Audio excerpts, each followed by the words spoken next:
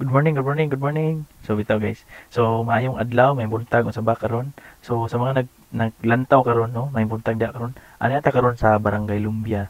Nagbisita sa PWD Association tungod kay gitagaan sila og livelihood gikan sa Jeddah Foundation. So kaning nga livelihood usa ni siya sa maghimo sila og PC, ang ginatawag na coco coir or kaning coconut husk gikan bitaw mga fiber gihimo og PC.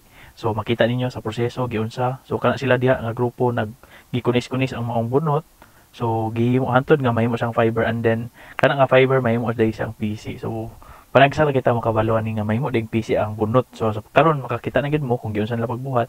So kana siya gibuhat nila og PC and then kung mabuhat na nila og PC kani nga ilang produkto kani ilang output paliton sa Jeddah Foundation, which is mo gini ang nag-sponsored or naghatag sa ila og privilege nga makahimo ani nga livelihood uban ang mga makinarya or unsa ba mga materials nga gikinahanglan, which is ang Jeddah Foundation ang mag-provide sa tanan-tanan.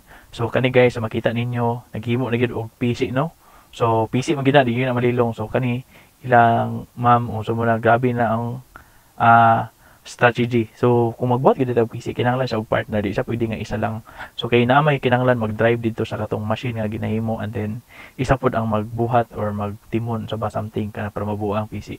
So as you can see guys, mo na siya ang gabuhaton and then all you have to do kung makahimo na mo og kaning product pareani, which is ang Jeddah Foundation gyapon ang mo purchase out of unsa lang inyo ang ma-produce.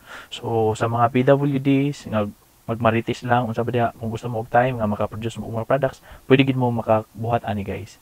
And then all pwede gid bisan unsang oras pwede mo contact ni Mameli no. So shout out diha Mameli, pwede ka kontakon ani nila kung isa ang mga interested.